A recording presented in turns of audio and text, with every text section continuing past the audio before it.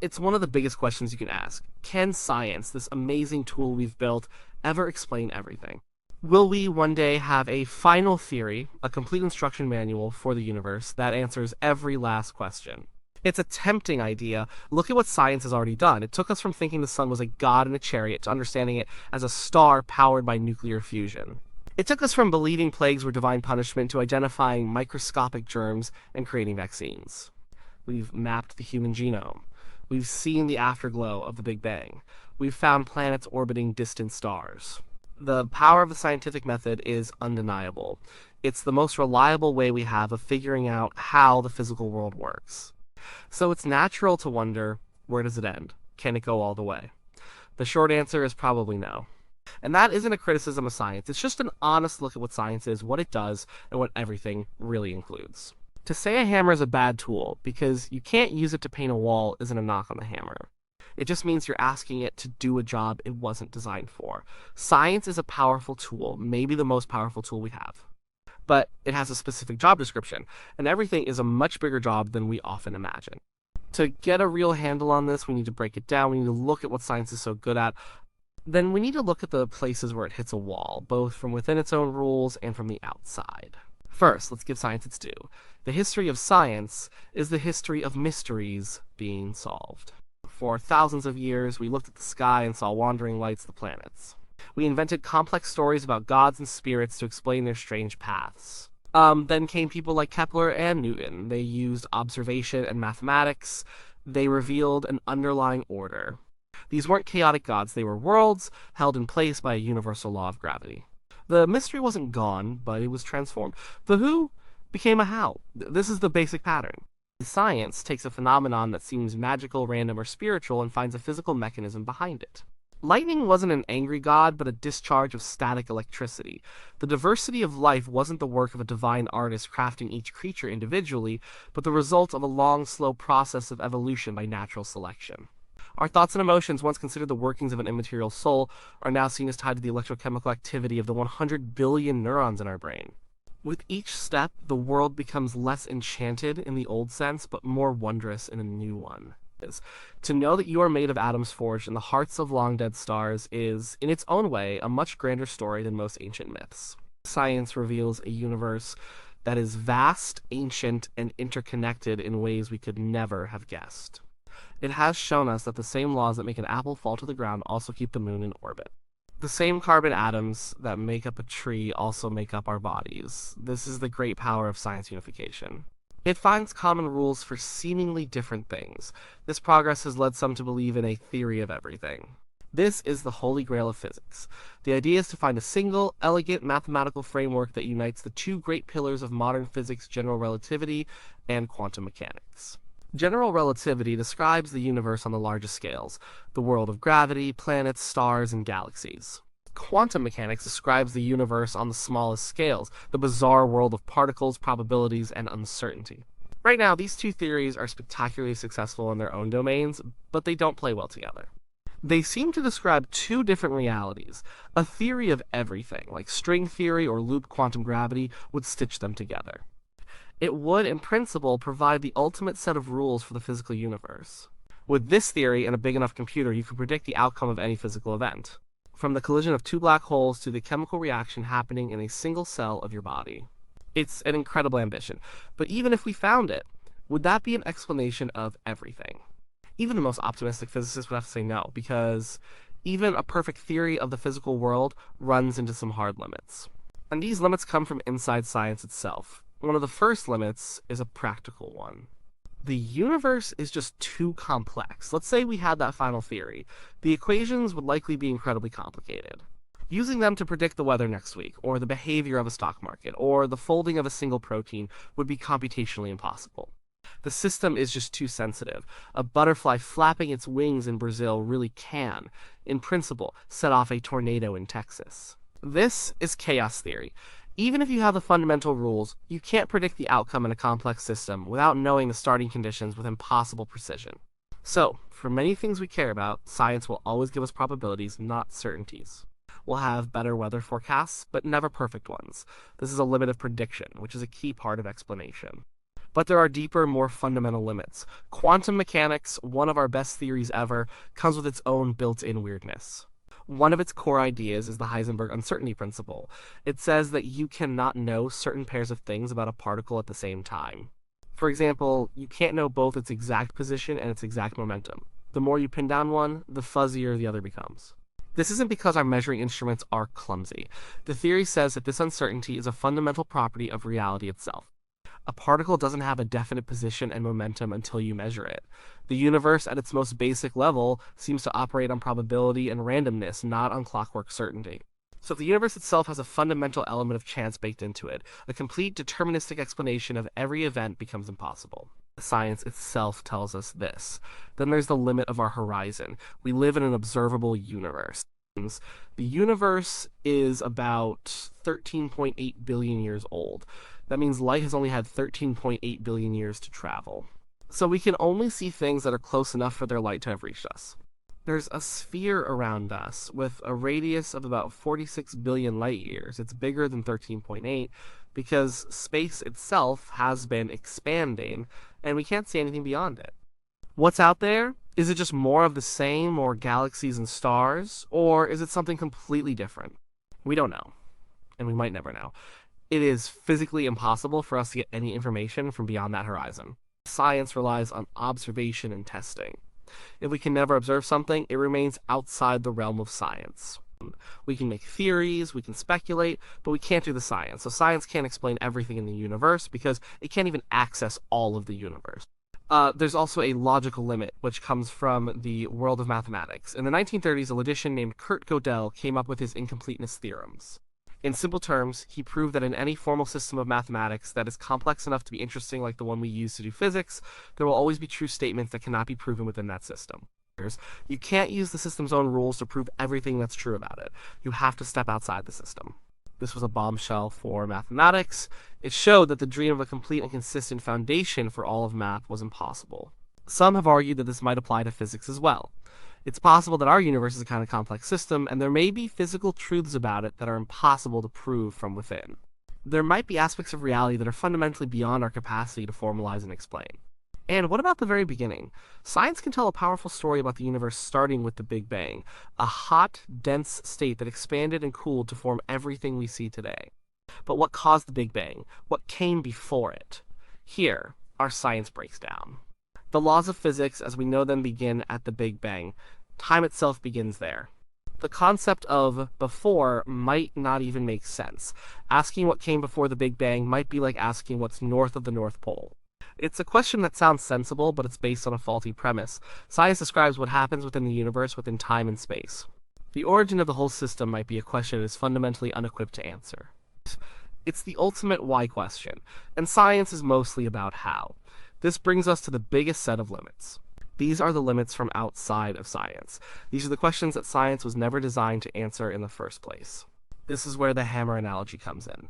The most famous of these is the problem of consciousness. Subjective experience.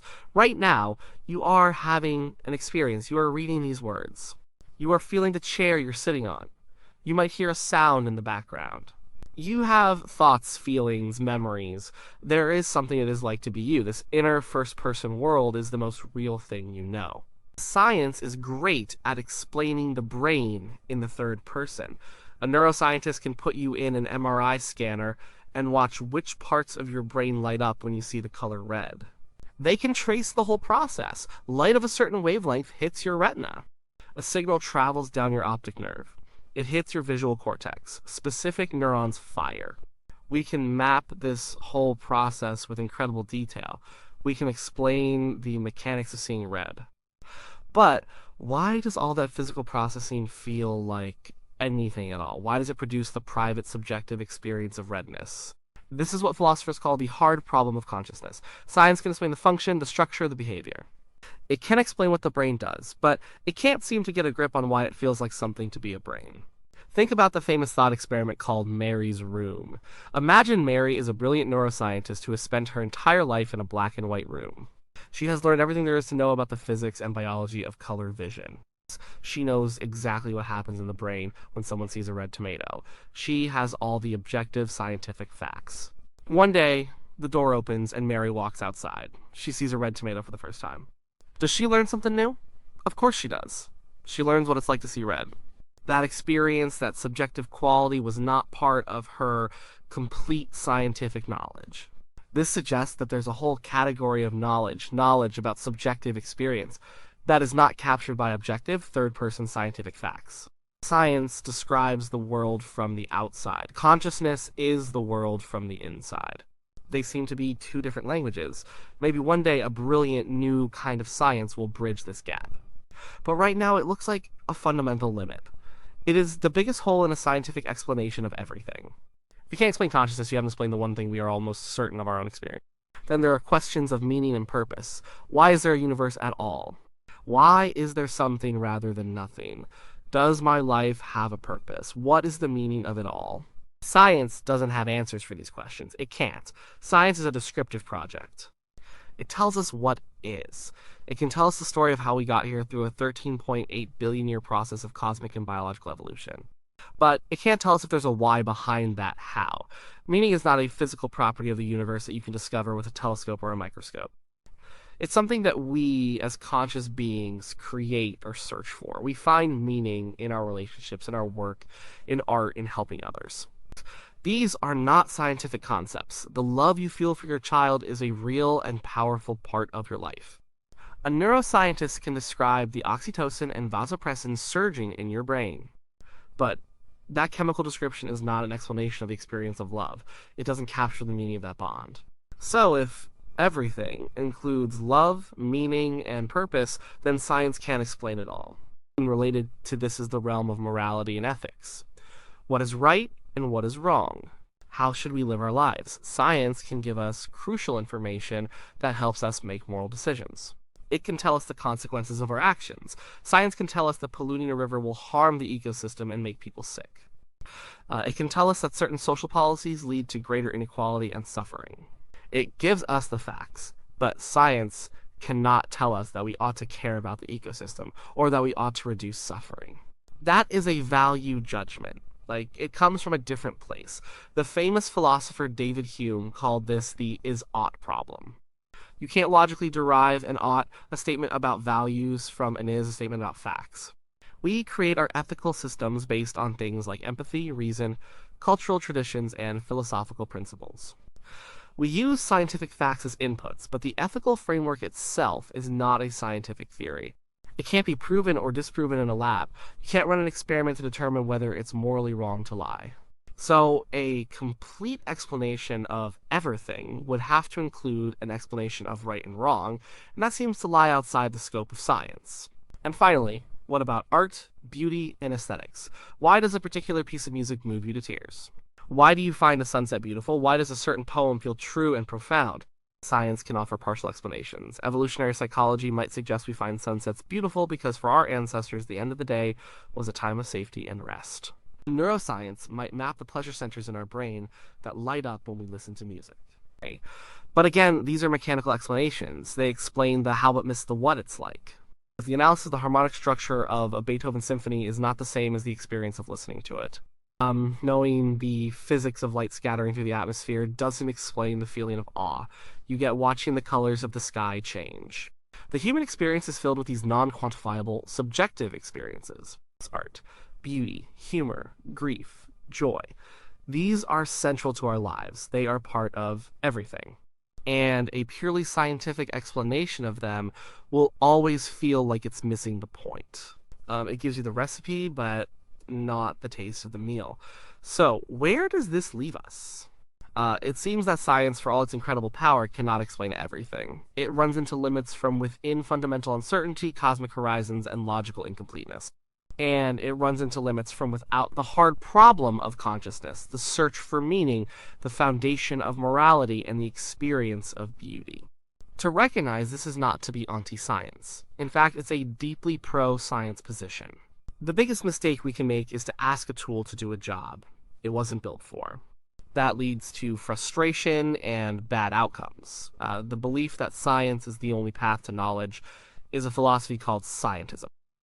It's a belief system, not a scientific finding. Science itself does not claim to be the only source of truth. Good scientists are usually the first to admit the limits of their field. They are driven by what they don't know. The best way to think about science is as a map. It is the most accurate, reliable, and useful map of physical reality that we have ever created. It allows us to navigate the world, to build technology, to cure diseases, and to understand our place in the cosmos. It is a magnificent achievement, and we are constantly making it better, filling in more details, correcting old errors. But the map is not the territory. The map of a beautiful landscape can tell you the elevation of the mountains and the path of the river, but it can't convey the feeling of the wind on your face or the smell of the pine trees. The map is a representation of one aspect of the territory, its physical structure. The experience of being in the territory is something else entirely. Everything includes both the map and the territory. It includes the objective, third-person world that science is so good at describing. But it also includes the subjective first-person world of our own consciousness, our values, our search for meaning. The questions that science cannot answer are not trivial. They are the most important questions of our lives. What does it mean to be a good person? How do I find a sense of purpose? What is love? What is beauty? How should I face my own mortality? For these questions, we don't turn to physics or biology. We turn to philosophy, to art, to literature, to history, to introspection, and to our relationships with other people. These are different ways of knowing, different tools for exploring the human condition. They aren't in competition with science. They are complementary. They explore the parts of the territory that the scientific map leaves out. So, can science ever explain everything? No, and that's a wonderful thing. It means the universe is bigger than our theories. It means our experience is richer than our descriptions of it.